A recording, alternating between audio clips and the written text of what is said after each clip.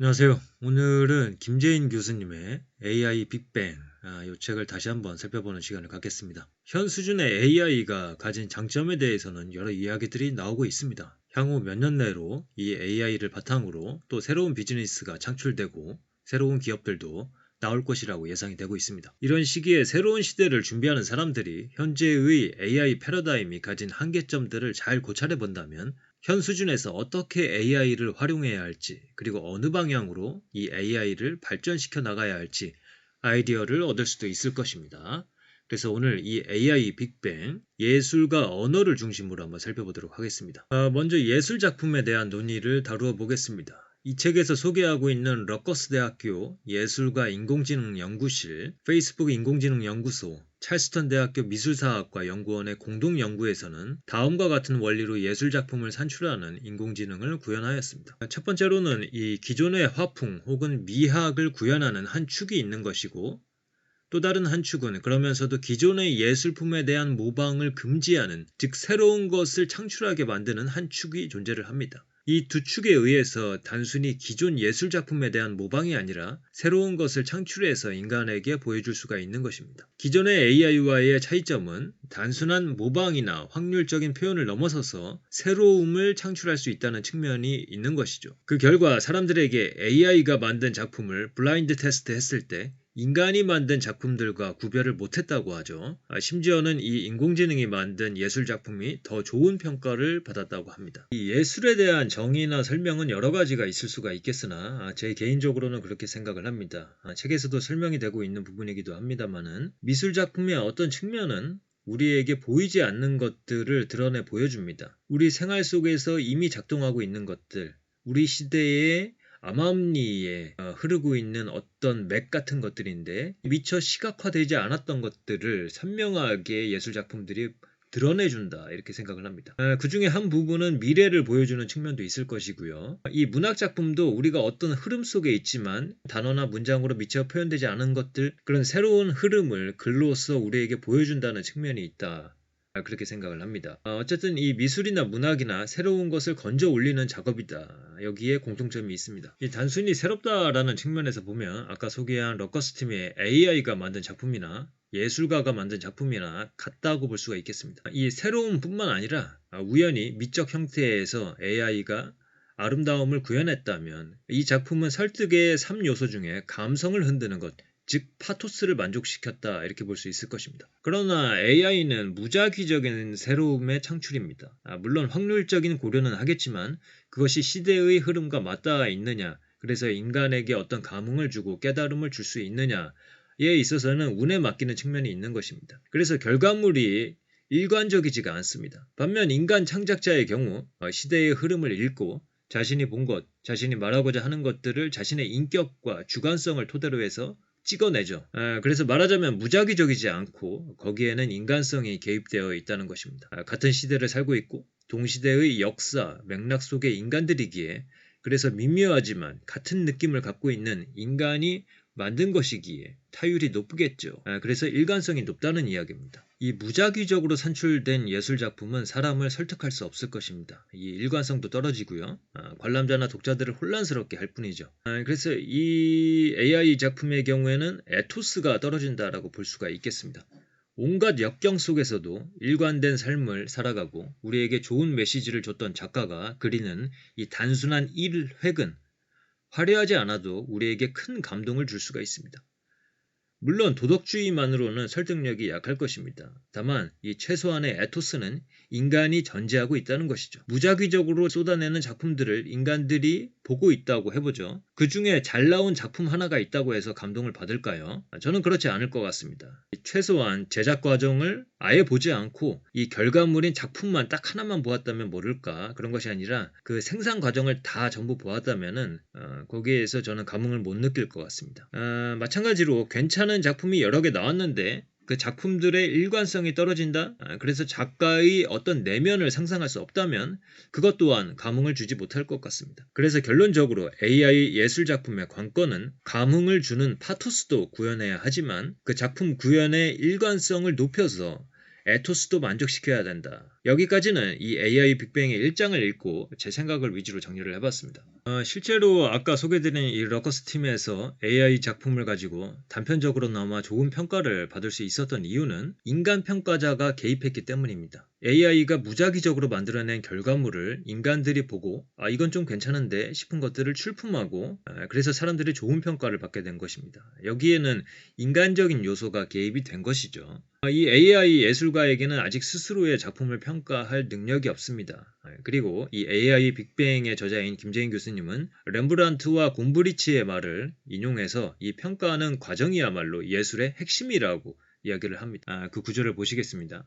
하나의 작품은 작가가 그 안에서 자기 의도에 도달할 때 만족된다 라는 렘브란트의 말을 참조할 수 있다. 미술사가 곰브리치는 이 구절과 관련해서 하나의 그림이 완성됐다고 판단할 권리는 화가에게 있다라고 적절하게 해석한다. 예술 창작이라는 말이 성립하려면 자신이 내놓는 작품에 대한 평가가 필수적이기 때문이다. 이 점에서 나는 평가자로서의 작가의 역할에 주목했다. 인공지능의 등장으로 평가자 역할을 하는 인간의 안목이 굉장히 중요해지는 시대가 됐다고 기뻐해야 하는지도 모른다. 그리고 앞서 이제 예술의 본질이 어떤 드러나지 않은 것들을 드러내는 것이다의 관점의 한 구절을 살펴보겠습니다. 이것은 새로운 철학 강의라는 책에서 나오는 구절입니다. 예술은 생동하고 흐르는 현상들에 관심을 가지지만 이들을 영원한 어떤 것으로 포착하고자 하며 속된 안목으로는 보이지 않는 세계의 비밀스러운 조화를 드러내 보이고자 한다.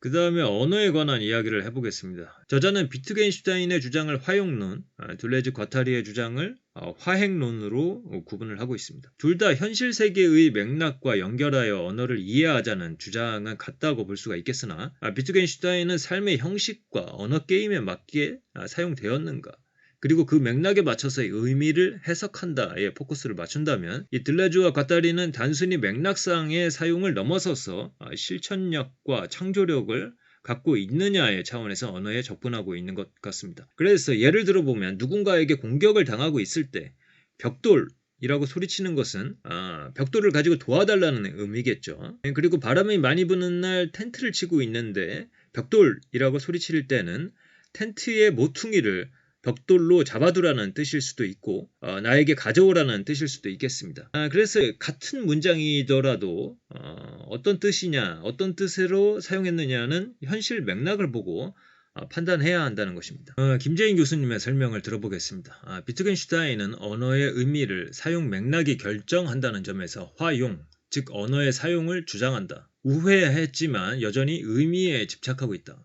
반면 들레즈와 과타리는 언어의 본질이 의미가 아니라 명령과 행위라는 점에서 화행, 즉 언어는 실천이라고 주장한다. 이것에 대한 이해를 도울 수 있는 구절이 또 있습니다. 누구라도 나는 총동원령을 내린다 라고 소리칠 수 있다. 하지만 그렇게 엄표할 권리를 부여하는 유효한 변수가 없다면 그것은 어린애 장난이거나 정신나간 짓이지 효력을 미치는 엄표 행위가 아니다. 이는 나는 너를 사랑해 라는 말에도 해당한다. 이 말을 하나의 권력의 표지로 만드는 상황이 없다면 이 말에는 어떤 의미도 주체도 수신자도 있을 수 없다. 이것은 천개의 고온에서 나오는 구절이고 이 AI 빅뱅에서 인용이 되었습니다. 그 다음에 이제 비트겐슈타인에 대한 설명도 안 보고 넘어가면 좀 섭섭하니까요. 신상규 교수님의 철학적 탐구에 대한 설명에서 몇 구절 인용을 하겠습니다. 언어란 단일한 본질이나 논리를 통하여 작동하는 것이 아니라 서로 다른 다양한 논리를 따르는 실천적 행위들로 이루어져 있으며 어떤 표현의 의미는 단순히 그 표현이 가리키는 대상이 아니라 언어를 구성하는 다양한 실천적 맥락 속에서 그 표현의 사용을 통하여 결정된다. 가령 대상을 손으로 가리키면서 이것은 뭐뭐이다 라고 말하는 것이 지시적 정의이다. 그런데 비트겐슈타인에 따르면 지시적 정의를 통해 대상을 명명하는 행위는 그러한 행위가 대상의 명명이라는 언어 사용 혹은 언어 놀이의 맥락에 속하는 것임을 전제하지 않고서는 불가능하다. 즉 지시를 통하여 명명된 것이 대상이라는 것을 알기 위해서는 그 전에 학습자 스스로가 자신이 하고 있는 행위가 대상의 명명이라는 언어 놀이임을 이미 알고 있어야만 한다는 것이다. 그래서 이제 어떤 낱말이나 문장을 이해했다고 말할 때 이해라는 개념의 문법적인 역할은 우리의 마음속에서 발생한 내적인 과정을 기술하는 것이 아니라 그러한 낱말이나 문장이 속한 다양한 언어 놀이 속에서 우리가 그것들을 사용하고 활용할 수 있는 기술 혹은 능력을 획득했음을 나타내는 것이다. 그래서 이제 AI 빅뱅 이 책의 2장에서는 이 챗GPT를 비롯해서 언어에 관한 내용들을 다루고 있는데 이 부분을 읽고 나서 제 생각을 한번 정리를 해봤습니다. 웹페이지 상의 수많은 문장들, 거기에는 약간의 맥락, 현실에 대한 근거가 존재할지도 모른다. 그래도 들레즈가 말하는 실천력은 전혀 결합이 안 되어 있을 테고 비트겐슈타인이 말하는 삶의 형식도 완전히 배어 있지는 않을 것이다. 현실에 맞닿아 있지 않은 가짜뉴스가 무분별하게 퍼지는 것은 당연한 일이다. 챗 GPT는 경우에 따라 확률에 의거하여 잘못된 정보와 오류를 더욱 증폭시킬 것이다. 극도로 추상화되고 표준화된 인공지능의 언어 속에서 현실에 대한 근거, 구체성에 대한 단서 역시 사라지게 될 터. 원리적으로 봤을 때 추상화되고 인간과의 결합을 전제하지 않는 언어는 영원히 인지과학 1세대에 머물 수밖에 없겠구나. 이렇게 생각을 해봤습니다. 그러면 인지과학 1세대를 거론을 했으니 이 인지과학 1세대의 논쟁을 한번 살펴보도록 하겠습니다. 캐서린 헤일스의 우리는 어떻게 포스트휴먼이 되었는가에서 나오는 구절들입니다. 이 구절들을 읽으면서 아까 말씀드린 벽돌의 두 가지 경우를 생각해 보시면 됩니다. 벽돌이라는 문장은 같지만 맥락에 따라 뜻이 크게 달라지는 경우였죠.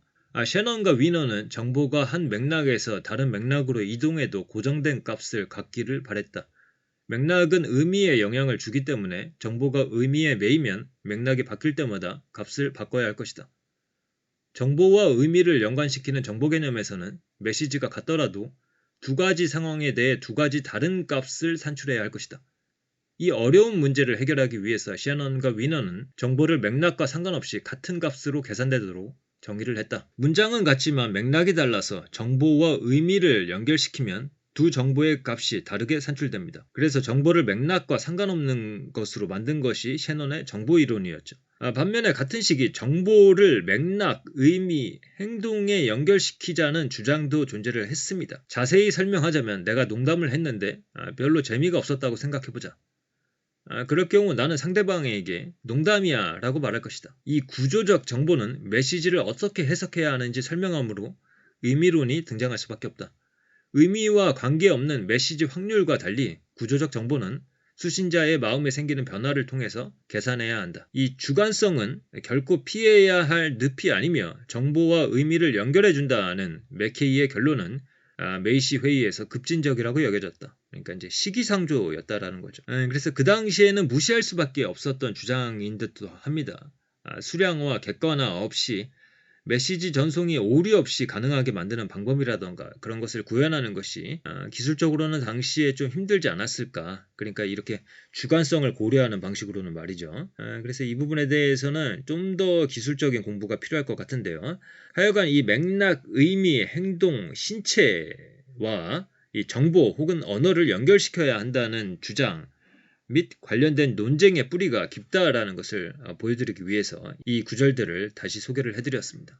그래서 지난번에 인공지능 패러다임을 소개하면서 1그룹은 주로 심리철학과 계산주의 진영으로 묶었고 2그룹은 현상학을 기초해서 또 체화주의를 주장하는 책들 위주로 묶었는데요. 오늘 소개드린 김재인 교수님은 이 들레즈 꽈따리의 묵직한 책들을 한국어로 번역하신 들레즈 전문가이시기도 해서 이 심리철학이나 현상학 베이스가 아닌 다른 철학자를 베이스로 하는 그런 학자라고 보시면 되겠고요. 그래서 이 생성 인공지능의 한계를 지적하고 창작이라는 게 무엇인지 고찰했다 이런 점에서 이 그룹과 같이 묶어서 보셔도 될 것 같습니다. 그러면 오늘의 내용은 이것으로 마치도록 하겠습니다. 감사합니다.